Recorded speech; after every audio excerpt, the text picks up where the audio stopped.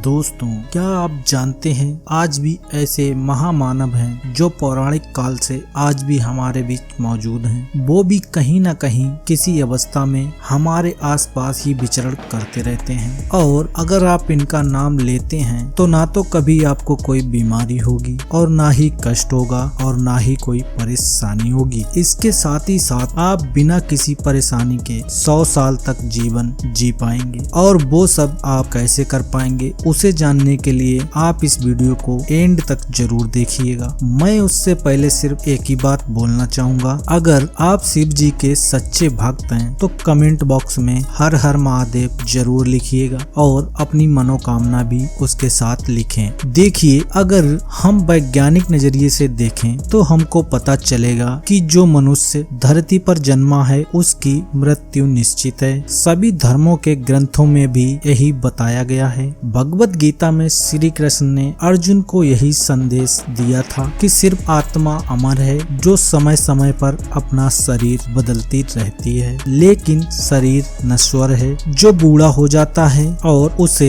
हमारी आत्मा को त्यागना पड़ता है। लेकिन हमारे पुराणों में ऐसे 8 लोग बताए गए हैं जिन्होंने जन्म तो लिया है पर वो अपने कर्मों के कारण हजारों साल से देह धारण किए हुए हैं, यानी अभी तक जीवित हैं। उनकी मृत्यु होना असंभव है। वे हर युग में अपनी शक्तियों के आधार पर अपनी मौजूदगी का एहसास कराते रहेंगे। हमारे ग्रंथों में ऐसे ही 8 प्राणियों के बारे में बताया गया है जो पौराणिक काल से जीवित हैं और इस धरती पर मौजूद हैं। इनको हम अष्ट चिरंजीवी भी कहते हैं। पौराणिक काल से 8 पात्र जो हमेशा जीवित रहेंगे और इन्हें कभी भी बुढ़ापे का सामना नहीं करना पड़ेगा। तो पहले नंबर पर आते हैं हनुमान जी। कहते हैं त्रेता युग से श्री रामचंद्र की मदद करने के लिए स्वयं महादेव ने हनुमान रूप में धरती पर जन्म लिया था। उन्हीं की मदद से श्री राम ने रावण से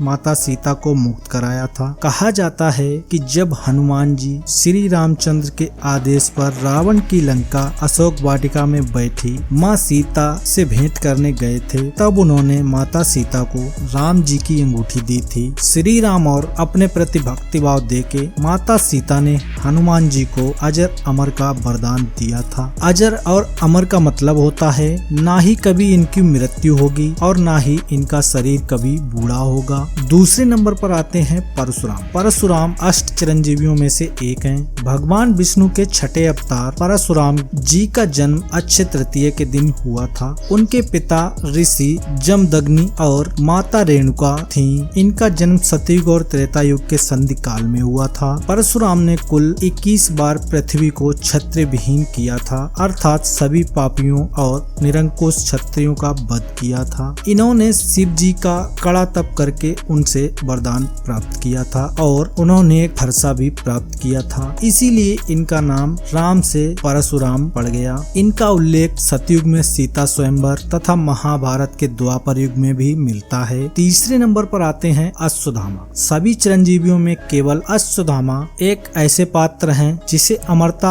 आशीर्वाद नहीं अपितु श्राप भी मिला था। अश्वत्थामा शिव जी का ही रूप था तथा गुरु द्रोणाचार्य का पुत्र था, किंतु उसने युद्ध समाप्त हो जाने के बाद पांडवों के सोए हुए पुत्रों को तथा अंत में अभिमन्यु व उत्तरा के अजन्मे पुत्रों को मार दिया था। उसके इस घृणित कार्य के लिए श्री कृष्ण ने अश्वत्थामा को अमरता का श्राप दिया और उसी समय के अंत तक क्रोध, घृणा और कष्ट में भटकने के लिए छोड़ दिया। आज भी अश्वत्थामा को देखे जाने का दावा किया जाता है। इन सब बुराइयों के बावजूद अश्वत्थामा बहुत बड़ा शिव भक्त है और इस श्राप से मुक्त होने के लिए आज भी शिव की आराधना करता है, इसीलिए इनका स्मरण भी अष्ट चिरंजीवियों के साथ किया गया है। अब आ जाते हैं विभीषण। विभीषण रामायण काल के प्रसिद्ध राजा हैं जो राक्षस रावण के अनुष्ट थे। राक्षसों के वंश में रहते हुए भी उनके मन में राम नाम की लगन थी। वे रावण को सदैव धर्म पर चलने का परामर्श देते थे, किंतु रावण ने उन्हें सिवाय अपमान के कुछ नहीं दिया। युद्ध के समय विभीषण राम के पक्ष में आ गए और उन्होंने लंका तक रावण से जुड़ी कई गुप्त बातें श्री राम को बताई, जिससे लंका जीतने में उन्हें सहायता प्राप्त हुई। इसीलिए इन्हें भी चिरंजीवी का आशीर्वाद प्राप्त है, क्योंकि इन्होंने सही और सत्य का मार्ग चुना था। महर्षि वेद व्यास भी अष्ट चिरंजीवियों में शामिल हैं। ये महर्षि पराशर और माता सत्यवती के पुत्र हैं। इन्होंने 4 वेद ऋग्वेद, यजुर्वेद, सामवेद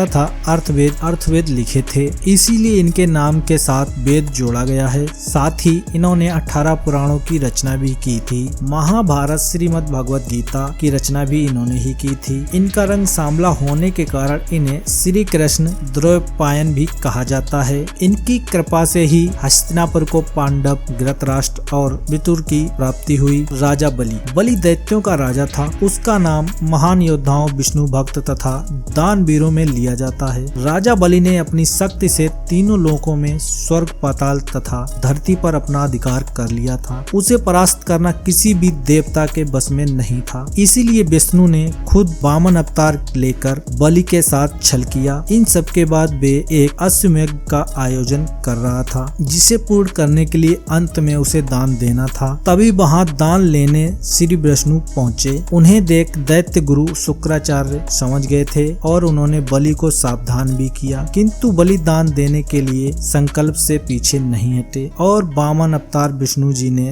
दान में 3 पग भूमि मांगी और बलि ने 3 पग भूमि देने का वचन दिया। तब वामन अवतारी विष्णु ने अपना विशाल रूप धारण किया और प्रथम पग में समस्त धरती और आकाश नाप लिया और दूसरे पग में स्वर्ग। अब तीसरे पक्ष रखने के लिए कोई जगह शेष नहीं रही, तो अंत में बलि ने अपना शीश झुकाकर अपने आप को दान कर दिया। तब उसकी दान वीरता से प्रसन्न होकर विष्णु जी ने उसे चिरकाल तथा पाताल लोक का राजा बनाने का वरदान दिया। अब बात करते हैं कृपाचार्य। कृपाचार्य महर्षि गौतम के पौत्र तथा महर्षि शारद्वान के पुत्र थे। शारद्वान जब पैदा हुए तब बाणों के साथ ही पैदा हुए थे और वे बहुत ही निपुण धनुर्धर थे। उन्हीं की भांति उनका पुत्र कृप भी तेजस्वी धनुर्धर बना। शारद्वान के वीर से 2 संतानें उत्पन्न हुई, एक पुत्र और एक पुत्री। महाराज शांतनु ने दोनों ही शिशुओं को जंगल में रोते हुए देखा तो उन्हें साथ हस्तिनापुर ले गए। इनका नाम कृपा और कृपी रखा। कृपी का विवाह द्रोणाचार्य के साथ हुआ और अपने ज्ञान के कारण कृप हस्तिनापुर के कुल गुरु बन गए। उन्होंने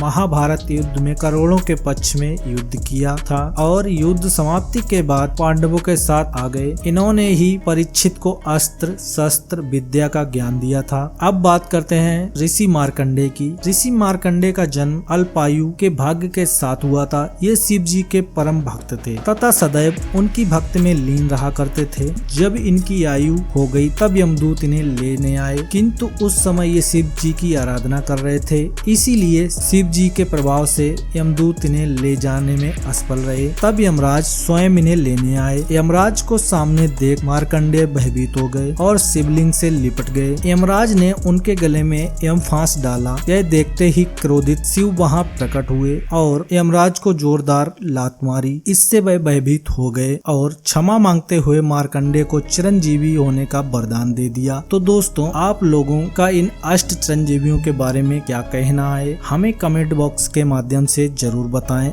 अगर वीडियो पसंद आया हो तो वीडियो को लाइक करें और दोस्तों के साथ शेयर करें और कमेंट बॉक्स में हर हर महादेव लिखना बिल्कुल ना भूलें। तो हम मिलते हैं अगले वीडियो में, तब तक के लिए नमस्कार।